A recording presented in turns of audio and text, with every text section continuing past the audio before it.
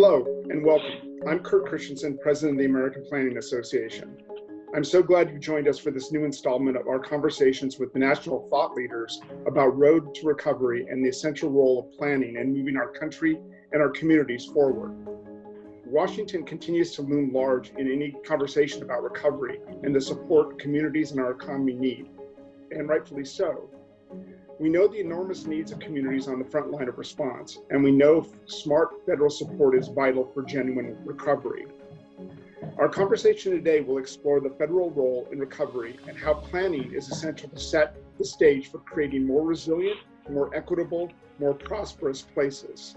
Restarting our community and economy demands good planning. There's really no better person to discuss these issues with than my guest today, Congressman Earl Blumenauer. Since being elected to Congress in 1996 to represent Portland, Oregon, he has been the foremost champion of planning and livable communities in Congress. Congressman Blumenauer has been leading the national conversation on so many planning issues: resiliency, transit, biking, climate change, housing, and so much more. It is a real honor and pleasure to welcome Congressman Blumenauer today to talk about planning, recovery, and the future. Congressman, welcome. Thank you very much, Kurt. My pleasure. It's great to have you here. I remember speaking with you several times at a national conference or our policy conferences. Thank you for being such a big supporter of planning and our organization. So today I'm going to ask you a series of 6 questions.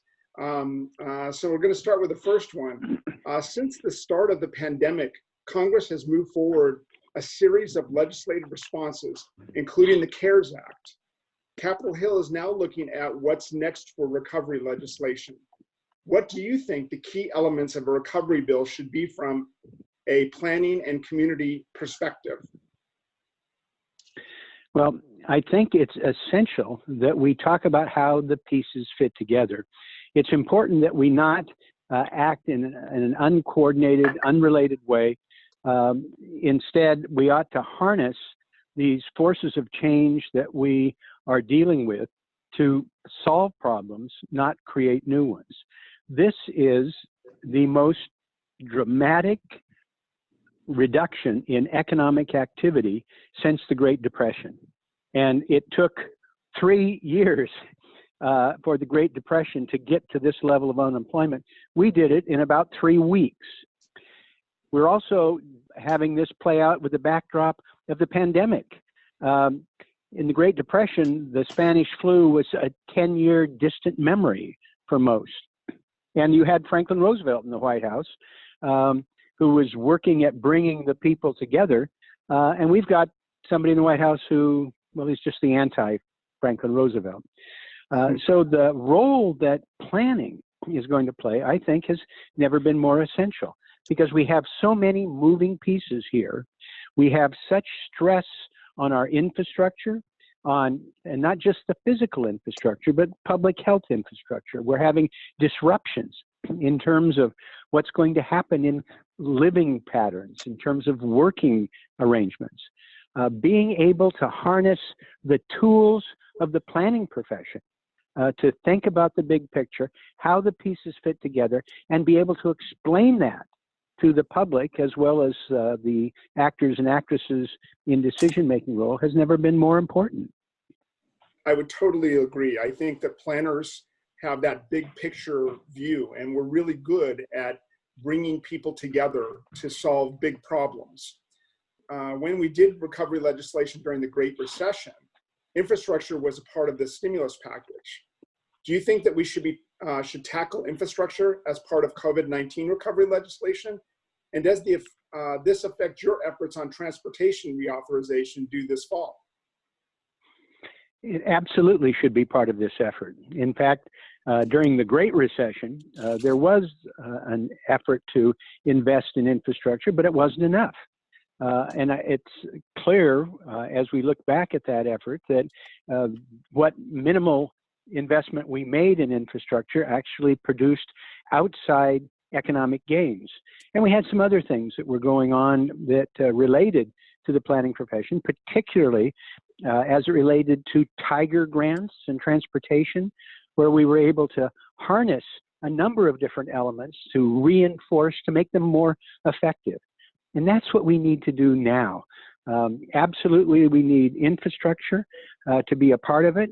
We need to be looking at recovery broadly defined. Everything from broadband capacity to dealing with resilience of natural disasters. Look what's just happened in the Midwest with the dam collapsing. These problems don't go away, and planners can help us tie them together. So what lessons should we take away from the successes and limitations of previous recovery bills? I think it's important to go big, not be timid, not tend to undersell the impacts, and not be frightened by the costs. What we found in the Great Recession was that by being too narrow in what we did and too timid in the investments, that it actually ended up costing us more than if we had invested more at the time.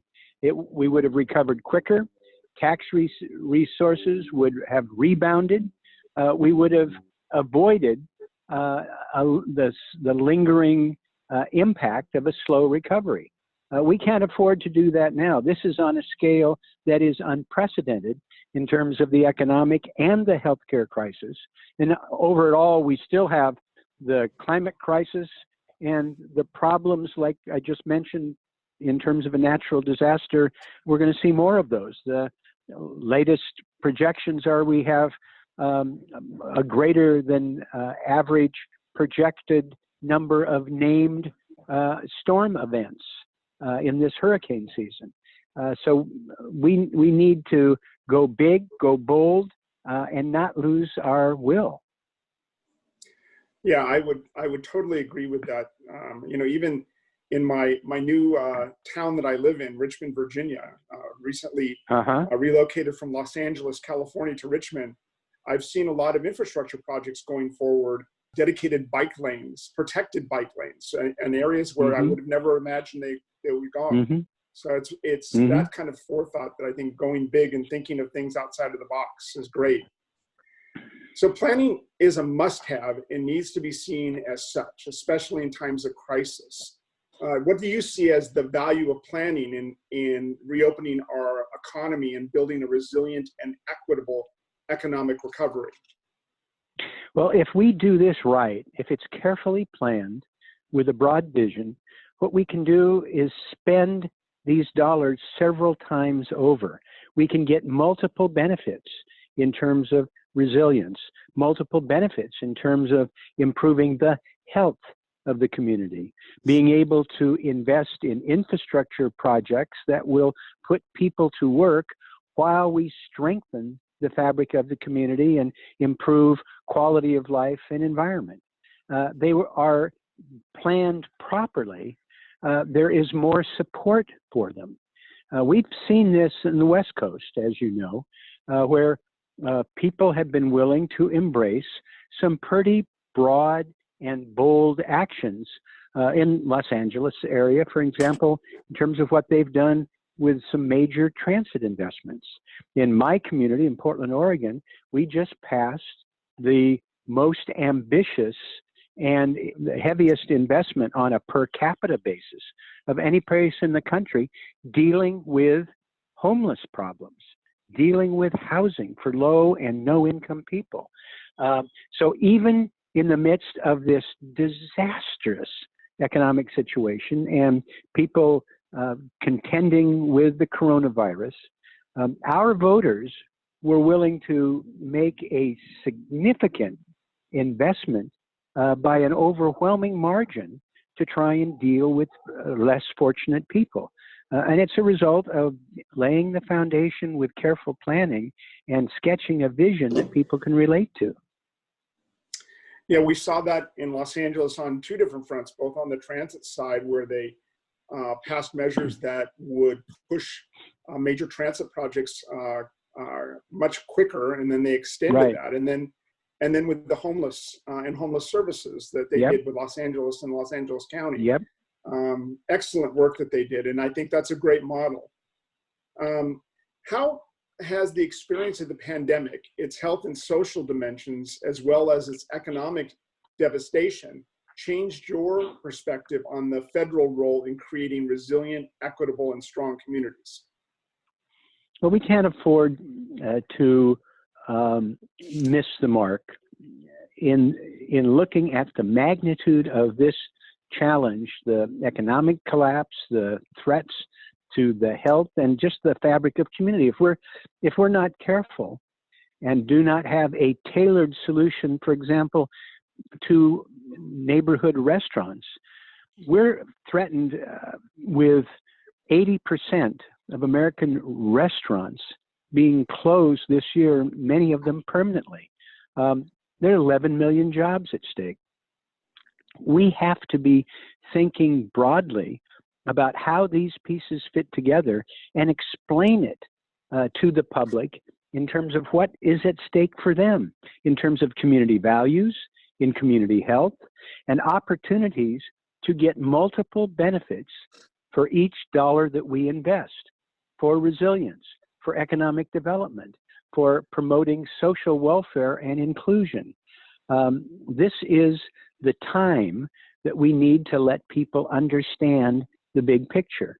And ironically, the vulnerability that we've seen to many populations having disproportionate impact from the coronavirus has made that case, I think, very graphically.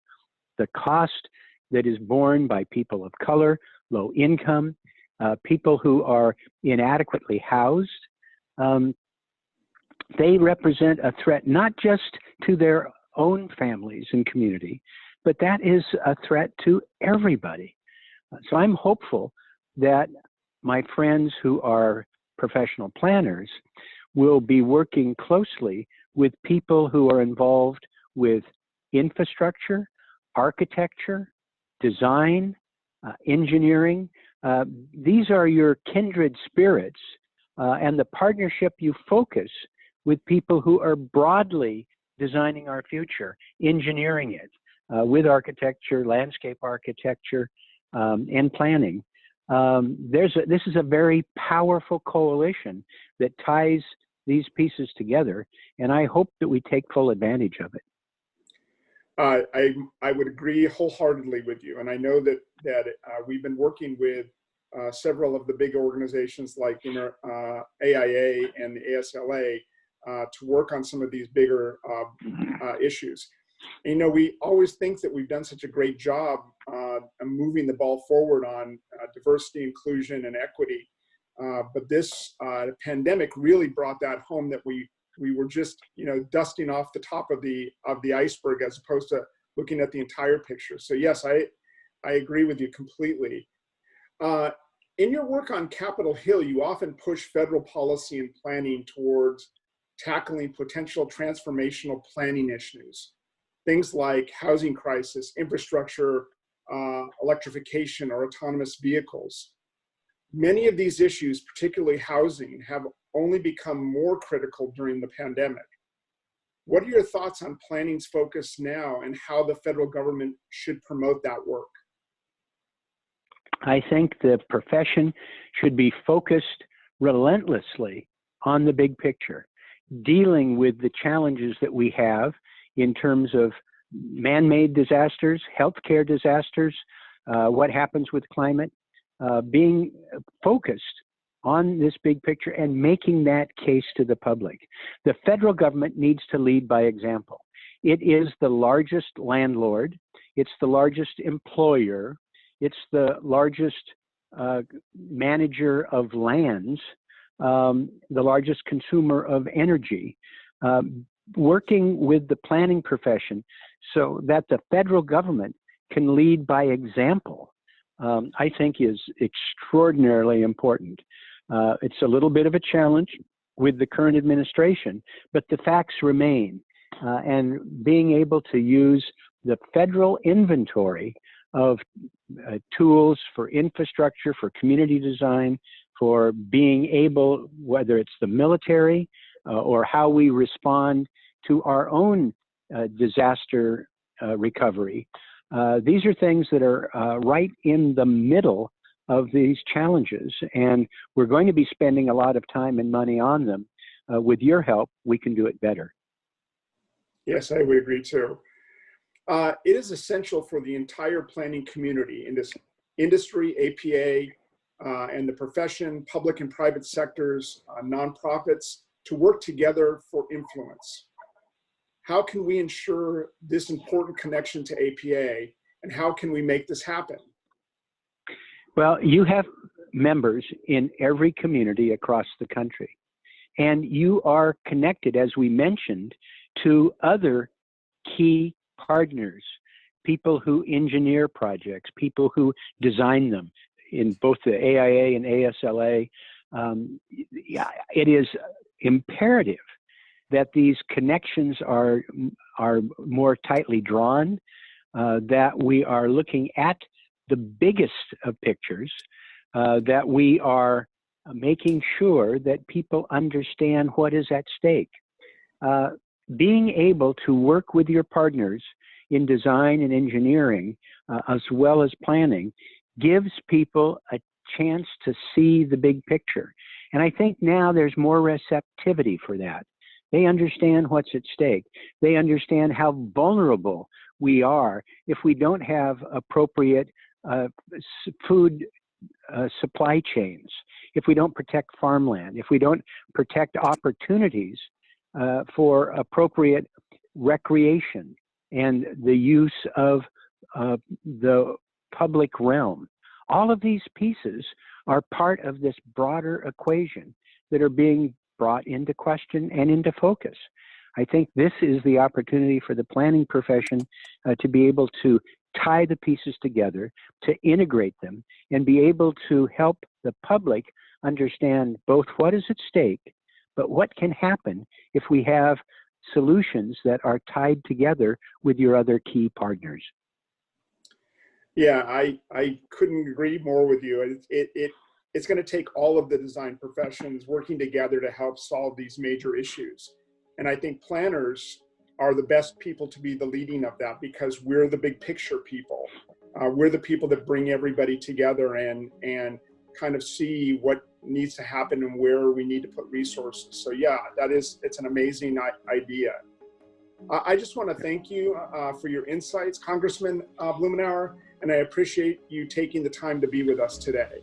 I appreciated the conversation, but I also hope that these are a sort of a wake-up call to us all to think about how we knit the pieces together, how we expand people who are in the design community. We need to have a lot of pencil-ready projects, not just shovel-ready projects, but we're going to be pulling our way out of this hole over the course of the next 4 or 5 years at a minimum. And so we need to be dealing with things that are the big picture, that are sustainable. And I look forward to working with you and your members to promote those discussions in Congress and around the country.